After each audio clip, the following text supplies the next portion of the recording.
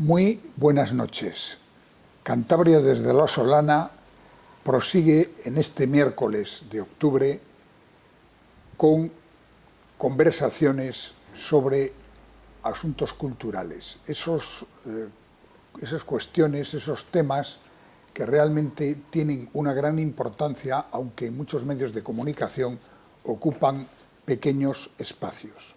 Y está con nosotros Mario Crespo. Buenas noches, Mario. Buenas noches, encantado. Mario Crespo es de todos ustedes conocido, pero conviene que recordemos que es doctor en Historia, es diplomado en Filología Hispánica y profesor de Lengua y Literatura, tiene múltiples y diferentes premios por sus tareas de investigación y su lista de libros publicados consumiría casi este programa, así que la vamos a obviar. Pero sí vamos a hacer referencia a algo que ha puesto en marcha hace relativamente poco tiempo, que es una revista cultural que lleva por título Leña al mono y que ha dedicado su último número, este que tengo yo en la mano, a la figura de Julio Maruri, el poeta, pintor, artista santanderino que ha muerto hace relativamente muy poco tiempo, a una edad ya muy avanzada. Bueno, ¿qué nos puedes decir de Julio Maruri? Porque yo creo que es uno de los poetas menos conocidos de su generación, que dio grandes nombres a la literatura española. Sí, sin duda, yo creo que es de los desconocidos, ¿no? De ese grupo de Proel, o vinculado a la revista Proel, esa revista tan magnífica que, por cierto, tuvo mucha relación con el lugar donde estamos ahora mismo. Y quizá hay que juntarle a Julio Maruri con José Hierro y José Luis Hidalgo, como los tres pilares de ese grupo poético, ¿no? Y a tenor además de su trayectoria, ¿no? Y de sus libros publicados y tal. No sé si en el caso de Julio Maruri afecta el hecho de que estuviera muchos años viviendo fuera, viviendo en Francia y en Bélgica, pero sin embargo, tanto en su etapa anterior a irse, en los años 40, 50, hasta, y luego en la etapa, digamos, pues posterior a su regreso, yo creo que tuvo el reconocimiento y su participación en la vida social que, bueno, quizá pues merecía, ¿no? A su vuelta, si recuerdas, se hizo una gran exposición en el Museo de Bellas Artes y en el Mercado del Este, que de alguna manera reivindicaba al poeta y sobre todo al pintor y al artista. En este caso, bueno, con su muerte el día 30 de agosto, pues creo que se ha ido un referente de toda esa época. Todavía nos quedan afortunadamente algunos, ¿no? Pero bueno, pues ha fallecido una persona sensible, volcada absolutamente al mundo del arte y al mundo de la enseñanza y al mundo de la poesía, y además con una vida muy interesante en cuanto a que también él tuvo, como es bien conocido, pues inquietudes religiosas, estuvo unos años en el Carmelo, es decir, es una vida realmente interesante, que curiosamente es una de las personas que quizá falta por plasmar en una biografía. Es decir, realmente quizá la biografía de Julio Maruri sería un tema interesante para abordar. Tenemos el epistolario con Pablo Beltrán de Heredia, que es interesantísimo, y algunos otros libros que él mismo escribió sobre sus recuerdos infantiles, sobre todo. Pero sí, Julio, estoy de acuerdo que es quizá no de los más conocidos y sin duda uno de los pilares de todo ese grupo. En la revista lo que hemos querido hacer es, bueno, recuperar algunos materiales inéditos que nos ha dejado la familia. Hay 17 dibujos inéditos más o menos del año 1948 y bueno, hay que agradecer por supuesto a la familia que nos lo haya dejado y que lo hayamos podido publicar y bueno, ha querido ser un homenaje, un pequeño homenaje en el que él tuviera también la palabra y la mano en este caso, ¿no? Para expresar algo de lo que sentía un poco en torno a esos años, 1940, 1948 más o menos. Y bueno, pues para nosotros, para la revista, pues es un lujo haber hecho este número, ¿no? El número anterior fue dedicado exclusivamente a Álvaro Pombo también, y bueno, que también es otro referente, ¿no? En otra medida, ¿no? Y bueno. el legado de Julio Maruri, ¿cómo ha quedado? Porque él, lógicamente, tú has hecho ahora mismo referencia a su epistolario Sí. Con Pablo Beltrán de Heredia, pero él tenía, lo sabemos todos, mucho material Sí. de textos todavía inéditos, de dibujos, de pinturas. ¿Cómo ha quedado todo eso y si se va a proteger? Eso, sin duda, la mayor parte lo tiene, afortunadamente, por otro lado, el Archivo La Fuente, que, como es bien sabido, tiene una colección extraordinaria de material pues, poético, pictórico, literario del siglo XX, y sin duda hay que esperar que el archivo y la gente que está pues, trabajando en el archivo pues difunda convenientemente todo ese legado. También la familia tiene algunas cosas, lógicamente, hay algo de material disperso en torno a Julio, pero bueno, iniciativas como esta creo que pueden contribuir a que se conozca algo más, ¿no? ese legado, que quizás has dado un poco en la clave de algunas cuestiones que tienen que ver con la difusión, con la divulgación de la obra de estas personas vinculadas en torno a estos grupos pues, posteriores a la guerra civil y tal, que a veces pues, encontramos dificultades pues, con la familia o con la dispersión de su propia obra o las inquietudes más o menos diversas de los herederos en torno a la obra de estas personas, ¿no? Y bueno, en este caso creo que hay una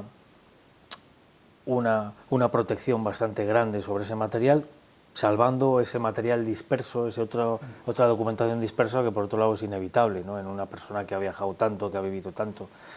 Me acuerdo que él lamentaba mucho las inundaciones de Bilbao del año 83, creo que fueron, las de agosto del 83, donde se perdió bastante de su archivo personal que tenía allí en un sótano, ¿no? en Bilbao, y eso sí ha sido seguramente una pérdida, pues obviamente irreparable ya, ¿no? Bueno, has comentado que lo que falta ahora mismo es una biografía a fondo de la vida y la obra de Julio Maruri. Sí. Tú eres un buen biógrafo y tienes una larga trayectoria como biógrafo.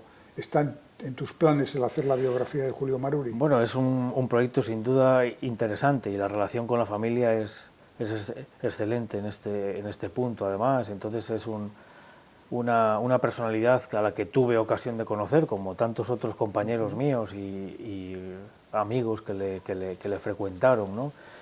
Sin duda es un proyecto que estaría muy bien acometer. Lo que pasa es que afortunadamente tengo muchas cosas en la cartera, ¿no? Ahora mismo para trabajar.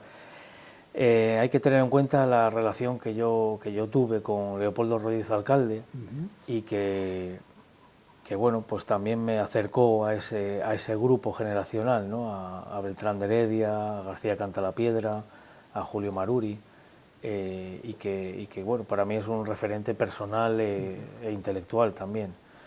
Y bueno, pero sin duda sería muy interesante. Insisto en que, como has comentado, el epistolario con Beltrán de Heredia casi es una biografía, aunque sea entre dos voces, ¿no?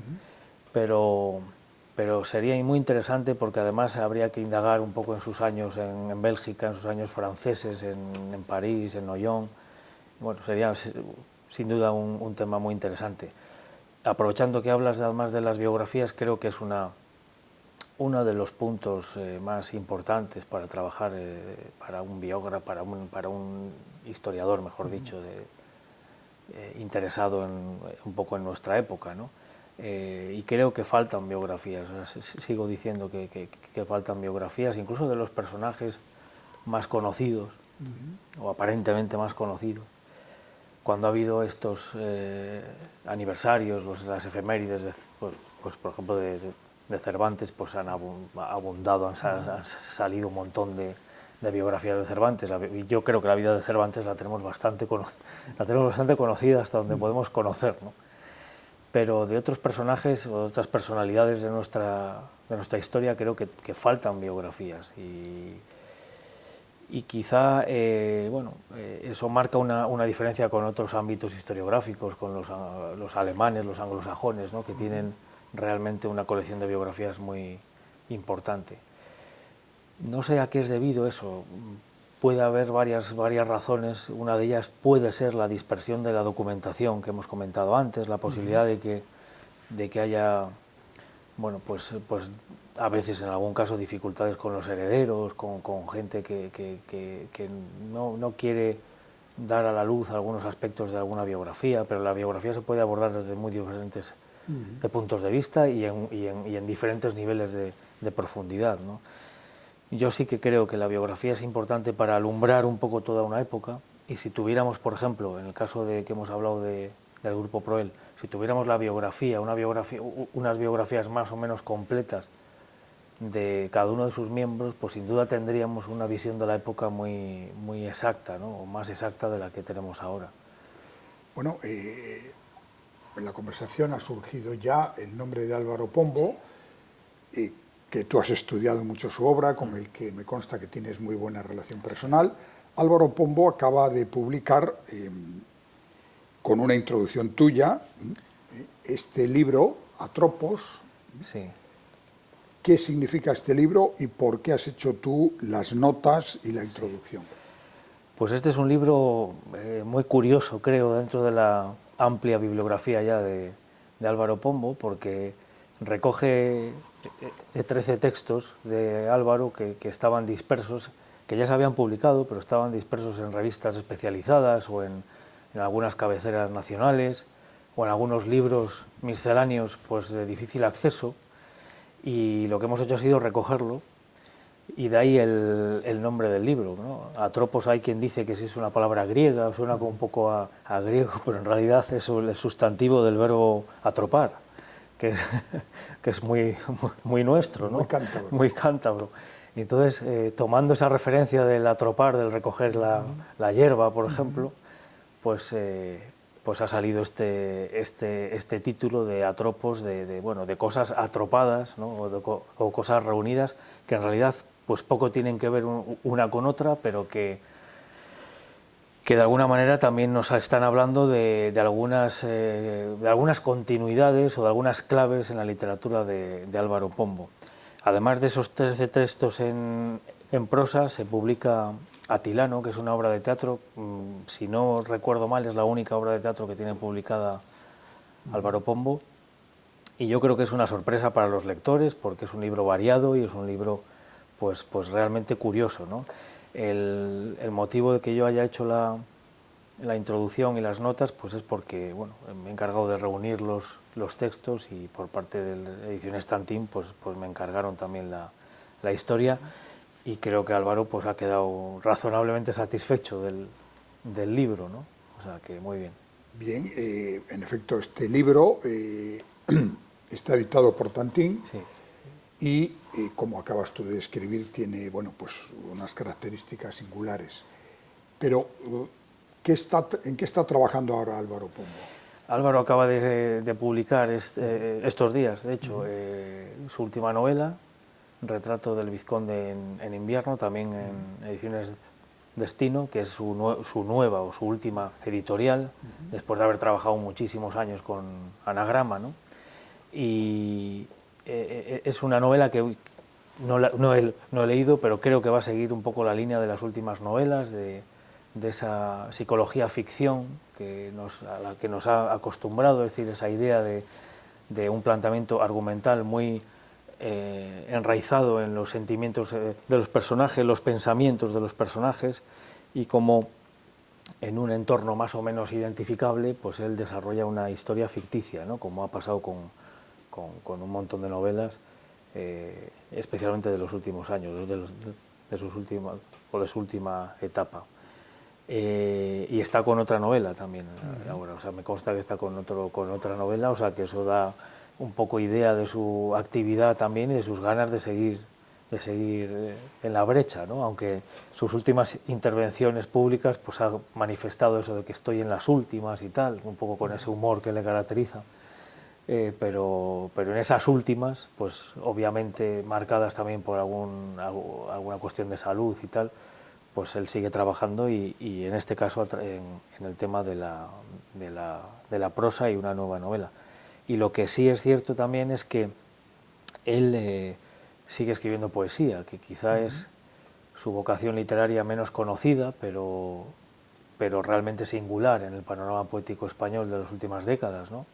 Y creo que dará a luz también un libro de poemas. Antes hablábamos de las biografías. ¿Tú crees que en Cantabria concretamente faltan muchas biografías por escribir? Es decir, hay muchos personajes que merecen una buena biografía y que en este momento, bueno, pues porque no hay nadie dispuesto a meterse en la tarea, lo están llevando a cabo. Sin duda, yo creo que falta ese trabajo historiográfico, ese trabajo de indagación en esas biografías importantes, interesantes. A lo mejor no se alienta tampoco pues desde la universidad, pues pongo por caso, porque puede ser un buen foco, lógicamente, para alentar este tipo de trabajos o las instituciones.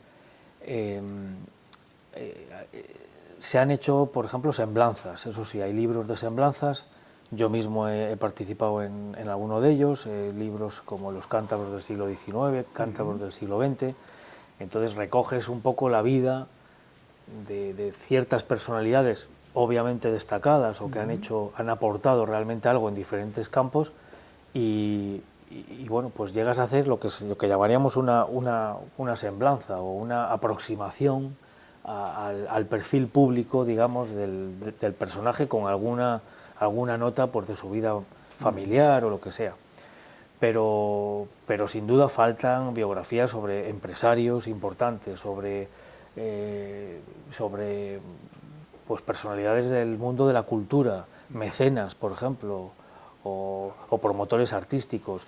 Hay toda una época muy poco conocida, yo creo que es toda la época de la Restauración, de los años 1880, vamos a poner, hasta 1936, esos años pues no son demasiado conocidos y sí que salen a la luz de vez en cuando pues personajes importantes de esos años. Y eso que hay que reconocer que ha habido biógrafos singulares, casi que han hecho una labor pues casi pionera en el ámbito de Cantabria, como puede ser Benito Madariaga, que ha hecho bueno, pues casi diríamos que los primeros trabajos sobre Augusto González de Linares o sobre Pereda, incluso, o sobre otros personajes, desde ese punto de vista, por ejemplo Galdós, desde el punto de vista biográfico, casi diría que en Cantabria los ha hecho él, ¿no? Pero han sido como islas, han sido como bueno, pues como obras que han quedado un poco ahí, que han marcado una posible línea de investigación, pero que no se ha seguido, apenas. Por ejemplo, yo estoy trabajando en José María de Cosío, ¿no?, desde hace muchos años, y entonces pues también es una persona aparentemente bien conocida, pero luego indagas un poco y tanto su obra como su vida pues no lo ha sido tanto, ¿no? Y con él pues un montón de personas vinculadas a diferentes instituciones, la Casona de Tudanca, no sé, la universidad mismo, el Ateneo, en fin, un montón de sitios donde aparecen unas personalidades quizá pues poco, no sé, poco trabajadas. También en el ámbito artístico, por ejemplo, pues bueno, hay unos artífices, unos pintores, por ejemplo estoy pensando en Rogelio de Busquiza, ¿no?, un hombre que conoce a Wagner, o sea, que son personajes que encima tienen una difusión. Normalmente, ya en Cantabria hace ya tiempo que tenemos facultad de Filosofía y Letras, los doctorandos, los que hacen una tesis doctoral, pues a veces dedican su trabajo pues a investigar una figura concreta, un movimiento. ¿Cómo se está produciendo en Cantabria ese tipo de tesis y hasta qué punto están enriqueciendo o llenando estos vacíos? Yo conozco casos, digamos, vinculados a la historia moderna y contemporánea, de trabajos de fin de grado o trabajos de máster relacionados con algunas figuras del siglo XVIII, XVII, XVIII, por ejemplo, y vinculadas también, lógicamente, a la existencia de un archivo del que tirar, ¿no?, de una documentación de la que tirar. El problema de eso es que a veces no se difunden luego, es decir, no hay un lugar donde se difundan, por ejemplo, esos trabajos de fin de grado, esos trabajos de investigación. Creo que sería una buena política, una buena actuación política la de difundir esos trabajos y presentarlos en algún foro, en algún congreso y, por supuesto, publicarlos. O sea, que sería lo pertinente. Y ahí sí que creo que fallamos un poco. En esa labor de difusión y de publicación. Y luego a través de algunos estímulos, como pueden ser los estudios de género, por ejemplo, o estudios económicos, pues plantear la posibilidad de estudiar biografías, ¿no? Y rescatar pues personajes interesantes. Creo que si no, pues se quedan un poco en el aire o en unos trabajos más bien académicos, ¿no? Y eso sí que convendría, pues lógicamente, difundirlos. El mundo del libro ha evolucionado mucho, pero parece que en contra de lo que en principio parecía que iba a suceder, es decir, que los libros electrónicos, los formatos en pantalla, en una tableta o en el formato de ordenador, iban a sustituir a los libros en papel, pero sin embargo los datos indican que eso no está ocurriendo así y que el libro en papel parece no solamente resistir, sino que goza de bastante buena salud. ¿Cómo ves tú esta situación? Yo creo que es complementario una cosa y otra, ¿no? Digamos que estamos hablando de soportes en los cuales uno accede a la literatura, a la lectura. Hace bien poco han dado muy bien merecido, por cierto, muy merecido, el premio de fomento de la lectura al Grupo Peonza, el premio nacional, merecido hace muchos años ya, ¿no? Y que a ellos siempre les preguntan por este tema, ¿no? También por el formato papel, el formato electrónico, y obviamente la respuesta es la misma, es decir, son formatos complementarios. La industria del libro es muy potente y creo que el formato libro y el objeto libro sin duda es uno de los grandes aciertos de la humanidad, ¿no? Entonces entiendo que perviva y que ya digo, sea complementario del formato tablet o del formato digital. Bien, estamos llegando al final de esta conversación, pero ¿en qué estás trabajando ahora mismo?